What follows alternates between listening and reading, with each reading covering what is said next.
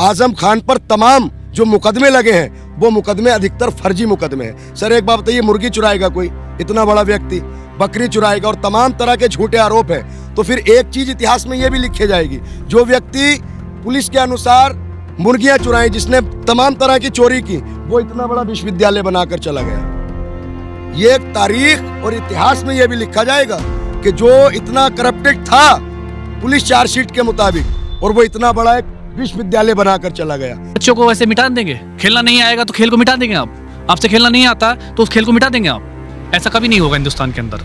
यहाँ का युद्ध जाग चुका है पूरी तरीके से, ये यूनिवर्सिटी कभी नहीं टूटने देंगे। जब 5 साल इससे पिछली बार भी योगी जी रहे, अब फिर 5 साल लगभग पूरे होने वाले हैं। क्या भांग के सोए थे क्या? जब क्या कर रहे थे कि भांग के सोए थे? अब याद आ रहा है। वहां पर फूल छिड़कवाते हैं कांवड़ यात्रा पर, और यहाँ पर बुलडोजर चलवाएंगे। इसे कैसे हो जाएगा? कैसे हो जाएगा? 2027 का चुनाव नजदीक है, तो उससे इससे राजनीतिक लाभ तो मुझे नहीं लग रहा है कि कुछ होगा, क्योंकि शिक्षा का मंदिर अगर गिरेगा तो हर एक आदमी को बुरा लगेगा। इलेक्शन कैसे लूटे गए आपने देखा? कुंदर का चुनाव देखा कैसे लूटा? रामपुर का चुनाव देखा कैसे लूटा? ऐसे लूटते हैं चुनाव, ऐसे बर्बाद किया जाता है। ये है जो हमें कुछ मिल रहा है, इसकी वजह से है, वरना खेलना नहीं आएगा, बिगाड़ना तो आता है।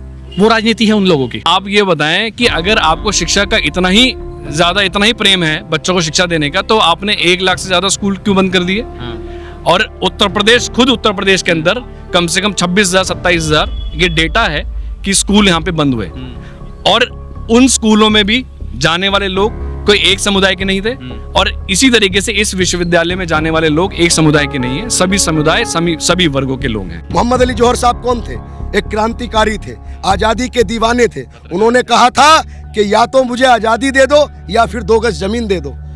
जब उनका इंतकाल हुआ, उनकी जब मृत्यु हुई, तो वो भारत में दफन नहीं हुए, उनको यरूशलेम में दफन किया गया। तो ऐसे क्रांतिकारी जो भारत की आजादी में जिनका योगदान रहा हो, जो तमाम जो क्रांतिकारियों के साथी रहे हो, उनके नाम पर अगर यूनिवर्सिटी बनी है और उस पर बुलडोजर चलाया जाता है, तो ये कहीं ना कहीं क्रांतिकारी सोच पर भी बुलडोजर चलेगा सर। और रही बात शिक्षा की, तो आपने देखा होगा प्रेजेंट में प्रदेश की स्थिति आप उठा देखिए, इन्होंने कॉलेज बंद किए और शराब की हट्टी कितनी खुलवाई आपने पता किया?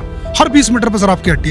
तो इनका असली मुद्दा देश को शिक्षित करना नहीं है, नशेखोरी में डालना, क्योंकि इनका असली मोटिव ये है, क्योंकि देश का अगर बच्चा पढ़ेगा तो इनसे सवाल पूछेगा, अगर वो नशे में डूबा रहेगा तो इनसे सवाल नहीं पूछेगा। तो असली मुद्दा है इनका शिक्षा से भटकाना, ये देखने का। ये बहक चुके हैं क्योंकि इनके परिवार तो है नहीं, इनको बच्चों के नहीं है, ये तो इनके ना पास इनके बेटी है ना इनके पास खेती है। 2006 में जब इसकी बुनियाद रखी गई तो एरिया ग्राम पंचायत में था, जिला पंचायत के अंतर्गत आता था। तो आरडीए अब 2025 में इसे अपने अंतर्गत किया है, तो आरडीए का दायरा बड़ा है, 2025 में अंतर्गत आया है, तो उसमें तोड़ने का कोई सबूत नहीं है। उसका समाधान होता है, फीस होती है, जो भी प्रक्रिया होती है वो पूरी करी जाए, पेपर वर्क कंप्लीट किया जाए, लेकिन ये इदारा गिराना नहीं चाहिए। और यहाँ बात देश के भविष्य की है, तो देश का भविष्य ना कुचलने दिया जाएगा और ना ही भविष्य को बर्बाद होने दिया जाएगा। इस बच्चों छात्रों के साथ पूरी देश की जनता मजबूती से खड़ी है, और इस आंदोलन में जितने भी लोग जो शिक्षा के लिए लड़ रहे थे, आपके चैनल के माध्यम से उन लोगों से भी आग्रह करते हैं कि वो यहाँ पर आएँ और इस शिक्षा के मंदिर को बचाएं। देखिए, शिक्षा के मंदिर बनाए जाते हैं, गिराए नहीं जाते। तो ये शिक्षा का मंदिर है, ये भारत का भविष्य है, और हम भारत के भविष्य के साथ खड़े हैं सर। आप भारत के भविष्य के साथ खड़े, आप कह रहे कि टूटना नहीं चाहिए, तो फिर नोटिस क्यों लगाया गया सर? ये कहा जा रहा है कि अवैध बना हुआ है। नोटिस जो लगा है, जो आरडीए से ये है, नक्शा पास नहीं है। ये जो एरिया है, आपकी जानकारी है, बता दें सर आपके दर्शकों, ये एरिया पहले आरडीए के अंतर्गत नहीं आता था। 2006 में जब इसकी बुनियाद रखी गई तो एरिया ग्राम पंचायत में था, जिला पंचायत के अंतर्गत आता था। तो आरडीए अब 2025 में इसे अपने अंतर्गत किया है, तो आरडीए का दायरा बड़ा है, 2025 में अंतर्गत आया है, तो उसमें तोड़ने का कोई सबूत नहीं है। उसका समाधान होता है, फीस होती है, जो भी प्रक्रिया होती है वो पूरी करी जाए, पेपर वर्क कंप्लीट किया जाए, लेकिन ये इदारा गिराना नहीं चाहिए। यहाँ लाखों बच्चों का भविष्य दांव पर लगा है। ये आजम खान की यूनिवर्सिटी है, इसलिए इसको टारगेट किया जा रहा है। नहीं, देखिए, आजम खान जब से खड़े लोग यही बात कर रहे हैं। आजम खान उत्तर प्रदेश सरकार में कई बार मिनिस्टर रहे हैं, 10 बार एमएलए रहे, एक बार सांसद रहे, एक बार राज्यसभा के सदस्य रहे। तो उत्तर प्रदेश के नहीं, भारत के एक सबसे बड़े सेकुलर नेता में आजम खान का नाम आता है। जब उत्तर प्रदेश में माननीय अखिलेश यादव की सरकार थी और आजम खान साहब मिनिस्टर थे, जब कुंभ का आयोजन हुआ था तो उसका पूरा निज़ाम आजम खान साहब के हाथ में था। पूरे देश के साधु संतों ने और पूरे देश की जनता ने आजम खान साहब को बधाई दी थी। तो आजम खान एक बहुत बड़े सेकुलर नेता है, लेकिन जिस तरीके से आजम खान पर तमाम जो मुकदमे लगे हैं वो मुकदमे अधिकतर फर्जी मुकदमे हैं। सर एक बात बताइए, मुर्गी चुराएगा कोई इतना बड़ा व्यक्ति, बकरी चुराएगा और तमाम तरह के झूठे आरोप हैं, तो फिर एक चीज़ इतिहास में ये भी लिखी जाएगी, जो व्यक्ति पुलिस के अनुसार मुर्गियां चुराई, जिसने तमाम तरह की चोरी की, वो इतना बड़ा विश्वविद्यालय बनाकर चला गया। ये एक तारीख और इतिहास में ये भी लिखा जाएगा कि जो इतना करप्टेड था पुलिस चार्जशीट के मुताबिक, और वो इतना बड़ा एक विश्वविद्यालय बनाकर चला गया। इतना बड़ा विश्वविद्यालय कोई नेता बनाकर दिखाए, तमाम लोग सरकारों में बैठे इतना बड़ा इदारा बनाकर दिखाएं। ये देखो आप पूरा कितना बड़े एरिया में बना है। वो तो मैं देख रहा हूँ कि बहुत खूबसूरत जी, बना हुआ है। तो फिर सर इसको तोड़ा जाएगा, ये बताइए। यूजीसी की अभी एक रिपोर्ट में 21 यूनिवर्सिटी हैं जो अवैध थी, लेकिन हम वो ब्लैक लिस्ट कर दिया गया था और उत्तर प्रदेश की 4 यूनिवर्सिटीज़ को ब्लैक लिस्ट किया गया है। आजम खान की जो ये यूनिवर्सिटी है, मोहम्मद अली जौहर यूनिवर्सिटी, ये यूजीसी से मान्यता प्राप्त यूनिवर्सिटी प्राप्त है। तो सर वही तो बात आ रही है, लेकिन वो भी नहीं टूटनी चाहिए। वो शिक्षा के मंदिर है। यहाँ से इन यूनिवर्सिटियों से ही भारत का भविष्य तय होता है, क्योंकि जो भी पूरे देश का जो सिस्टम चलाएंगे, वो आने वाले छात्र जो इस समय पढ़ रहे हैं वही देश का कोई आईएएस बनेगा, कोई डॉक्टर बनेगा, कोई इंजीनियर बनेगा। जो देश को जो एक गतिशील बनाएंगे, जो एक विकसित भारत बनाएंगे, वो छात्र ही बनाएंगे। अगर छात्रों का दमन किया जाएगा, छात्रों की यूनिवर्सिटियों को तोड़ा जाएगा, तो सर ये भारत का भविष्य नहीं तय होगा। भारत का भविष्य बुलडोजर से तय नहीं होगा सर। भारत का भविष्य बुलडोजर से तय नहीं होगा, भारत का भविष्य कलम से तय होगा। कलम। आजम खान इस चाकू के शहर में बच्चों के हाथ में कलम देकर गए हैं। ये शहर वो बदनाम था, ये कहा जाता था कौन सा, कि रामपुरी चाकू। फिल्मों में भी आपने देखा होगा कि कसम रामपुरी चाकू की। तो जिस शहर को चाकू के नाम से जाना जाता था, आज उस शहर को पूरी दुनिया में इस नाम से जाना जाता है कि आजम खान ने रामपुर के अंदर एक मोहम्मद अली जौहर यूनिवर्सिटी तामीर करा दी। मोहम्मद अली जौहर साहब कौन थे? एक क्रांतिकारी थे, आज़ादी के दीवाने थे। उन्होंने कहा था कि या तो मुझे आज़ादी दे दो या फिर 2 गज ज़मीन दे दो। जब उनका इंतकाल हुआ, उनकी जब मृत्यु हुई, तो वो भारत में दफन नहीं हुए, उनको यरूशलेम में दफन किया गया। तो ऐसे क्रांतिकारी जो भारत की आज़ादी में जिनका योगदान रहा हो, जो तमाम जो क्रांतिकारियों के साथी रहे हो, उनके नाम पर अगर यूनिवर्सिटी बनी है और उस पर बुलडोजर चलाया जाता है, तो ये कहीं ना कहीं क्रांतिकारी सोच पर भी बुलडोजर चलेगा सर। सर आपका कनिष्क। क्या लग रहा है आपको, ये यूनिवर्सिटी बच जाएगी या फिर इसके ऊपर बुलडोजर चल जाएगा? और अगर ऐसा होता है तो फिर आप लोग क्या करेंगे, क्योंकि हाथों में आपने संविधान की किताब ले रखी है। देखिए ऐसा है कि मुझे लगता नहीं कि यहाँ पर बुलडोजर पहुंच भी पाएगा। हाँ। सीधी सी बात है कि जब छात्रों के भविष्य की बात होगी, तो आप एक आंदोलन ऑलरेडी नीट का एक आंदोलन ऑलरेडी आप जंतर मंतर पे देख चुके हैं। आप कई आंदोलन देख चुके हैं जिसमें अब युवा खड़ा हो चुका है। महाराष्ट्र की आप मुंबई की बात कर लें, लखनऊ की बात कर लें, बिहार की बात कर लें, और यहाँ पर कोई धर्म की राजनीति करने के लिए अगर आएगा तो उसको ये बात समझनी पड़ेगी कि अब ये धर्म की राजनीति इस देश में चलेगी नहीं। मुद्दा छात्रों का है, छात्रों पे बात होगी और 3000 छात्रों के भविष्य की बात है। तो यहाँ पे मुझे लगता नहीं है कि बुलडोजर चलेगा। ये 20 साल से ये लोग कहाँ सोए हुए थे? जब ये इसकी बुनियाद रखी जा रही थी, इसकी नींव रखी जा रही थी, जब यहाँ पर भवनें बन रही थी, कॉलेजेस बन रहे थे, अलग अलग डिपार्टमेंट्स बन रहे थे, तो तब ये लोग कहाँ सो रहे थे कि अचानक से 20 साल के बाद जागते हैं और फिर बोलते हैं कि नहीं ये तो मतलब इंक्रोचमेंट है और इसको हम तोड़ेंगे? देखिए एंक्रोचमेंट की जहाँ तक बात है, एंक्रोचमेंट तो देश में मुझे नहीं लगता कि कोई ऐसी जगह होगी जहाँ पे एंक्रोचमेंट ना हो। और दूसरी बात ये कि अगर एंक्रोचमेंट होगी तो ये पक्का है कि अधिकारियों ने कुछ ना कुछ तो उनका भी घोटाला रहा होगा। ठीक है।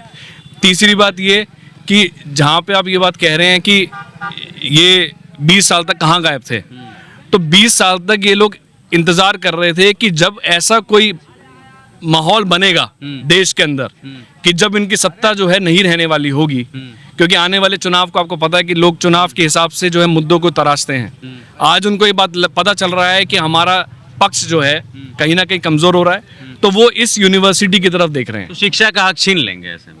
भाई शिक्षा का हक तो छीन ही रहे। आप ये बताएं तो इसका कि नाम क्या सिर्फ मोहम्मद अली जौहर यूनिवर्सिटी है, मुसलमान के नाम पर है, तो आप सिंपल सी बात है। आप ये बताएं कि अगर आपको शिक्षा का इतना ही प्रेम है बच्चों को शिक्षा देने का, तो आपने 1 लाख से ज्यादा स्कूल क्यों बंद कर दिए? हाँ। और उत्तर प्रदेश के अंदर कम से कम 26,000 27,000 ये डेटा है कि स्कूल यहाँ पे बंद हुए, और उन स्कूलों में भी जाने वाले लोग कोई एक समुदाय के नहीं थे, और इसी तरीके से इस विश्वविद्यालय में जाने वाले लोग एक समुदाय के नहीं है, सभी समुदाय सभी वर्गों के लोग हैं। तो आपको अगर किसी को इस बात की गलतफहमी है कि इस विश्वविद्यालय में, आपको मैं ये बात बता दूं, हम यहाँ पे किसी तरीके की राजनीति नहीं करने आए हैं। हमारे लिए सिर्फ एक ही फोकस है कि 3,000 बच्चों का भविष्य की बात है, और वो फ्यूचर है इस देश का। लेकिन राजनीतिक मुद्दा तो ये बन गया ना लेकिन सर, राजनीतिक लोग करेंगे। ये आजम खान से दुश्मनी की वजह से हो रहा है। यस, तो मैंने आपको बताया ना कि राजनीति तो लोग करेंगे, हाँ। लेकिन हमें अपने मुद्दे पे डटे रहना है, और हमारा मुद्दा सिर्फ यही है कि यहाँ पे छात्रों की लड़ाई है, छात्रों के लिए हम यहाँ पर आए हैं। हम किसी भी पॉलिटिकल पार्टी के लिए यहाँ पे नहीं है। ये 3,000 जो बच्चे हैं उनके भविष्य की बात है। पहले ऑलरेडी 21 से 22 बच्चे छात्र, जब नीट पेपर जब ये हुआ था, लीक हुआ था, तो उस टाइम पर उन्होंने सुसाइड कर लिया। क्या योगी आदित्यनाथ या नरेंद्र मोदी या अब नए एजुकेशन मिनिस्टर या और भी यहाँ के जो डेवलपमेंट अथॉरिटी है, क्या वो इंतजार कर रही है कि 3,000 में से भी कुछ बच्चे इस तरीके के स्टेप उठा ले जो गलत होगा?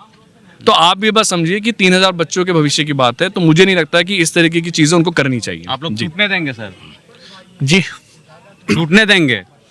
ऐसे कैसे टूट जाएगी? कोई बच्चों का खेल है? बर्बाद कर दोगे हिंदुस्तान को ऐसे तोड़ते तोड़ते? कितने घर बर्बाद कर दिए हैं। जरा सी चीज लगती है और तोड़ देते हो आप, ऐसा कैसा हो जाएगा? कोई भी किसी भी बच्चों को ऐसे मिटा देंगे? खेलना नहीं आएगा तो खेल को मिटा देंगे आप? आपसे खेलना नहीं आता तो उस खेल को मिटा देंगे आप? ऐसा कभी नहीं होगा हिंदुस्तान के अंदर। यहाँ का युद्ध जाग चुका है पूरी तरीके से। ये यूनिवर्सिटी कभी नहीं टूटने देंगे। जब 5 साल, इससे पिछली बार भी योगी जी रहे, अब फिर 5 साल लगभग पूरे होने वाले हैं। क्या भांगा के सोए थे क्या? जब क्या कर रहे थे? क्या भांगा के सोए थे? अब याद आ रहा है। वहां पर फूल लगवाते हैं कांवड़ यात्रा पर, और यहाँ पर बिल्डोजर चलवाएंगे। इसे कैसे हो जाएगा? कैसे हो जाएगा? 2027 का चुनाव नजदीक है, तो उससे इससे राजनीतिक लाभ तो मुझे नहीं लग रहा है कि कुछ होगा, क्योंकि शिक्षा का मंदिर अगर गिरेगा तो हर एक आदमी को बुरा लगेगा। इलेक्शन कैसे लूटेगा आपने देखा? कुंदर का चुनाव देखा कैसे लूटा? रामपुर का चुनाव देखा कैसे लूटा? ऐसे लूटते हैं चुनाव, ऐसे बर्बाद किया जाता है। ये है जो हमें कुछ मिल रहा है, इसकी वजह से है। वरना खेलना नहीं आएगा, बिगाड़ना तो आता है। वो राजनीति है उन लोगों की। कोई बोलेगा सबका बायोडाटा ले लेंगे, सारे बच्चे जितने हैं प्रोडक्ट्स में बैठेंगे, उनके घर पुलिस भेजेंगे, इस तरह की चीजें होंगी। ऐसा नहीं चलने देगा हिंदुस्तान। घरों के ऊपर भी बुलडोजर कार्रवाई होगी। बुलडोजर यहाँ आपके मुख्यमंत्री, तो मैं इस बात से बिल्कुल सहमत नहीं हूं। क्या यहाँ पर बुलडोजर चलेगा? आप कुछ भी कीजिए, उन बच्चों का भविष्य है, उसको बर्बाद कैसे कर देंगे आप?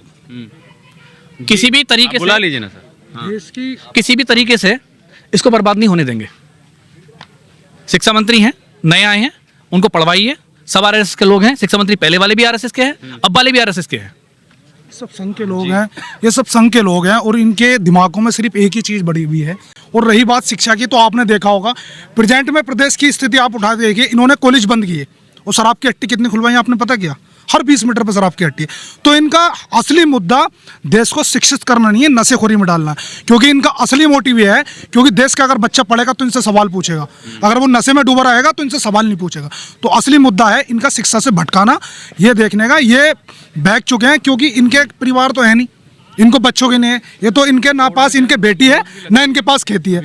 ये देखना आप खेती मतलब किसानों को कितना परेशान कर रहे हैं। और आपने देखा होगा आए दिन तरह तरह के आप खबरें देखते होंगे, आए दिन कभी कहीं रेप, कभी कहीं रेप, कहीं कहीं। तो इनका असली मुद्दा तो है देश को नशाखोर बनाना, सारे बच्चों को नशेबाज बनाना, ताकि इनसे कल सवाल ना पूछे। अगर बच्चा पढ़ेगा लिखेगा कल इनसे सवाल पूछेगा, इसलिए बरगला रहे हैं, बहक चुके हैं। इन्हें पता है देश से जाने वाले हैं, और देखना कि बहुत जल्द इसका परिणाम ऐसा आएगा, क्योंकि ये देश का जो युवा है ना, इसका दामोदार उसके कंधे पर टिका हुआ है, और आने वाले इसी चुनाव में आपको इसका रिजल्ट मिलेगा।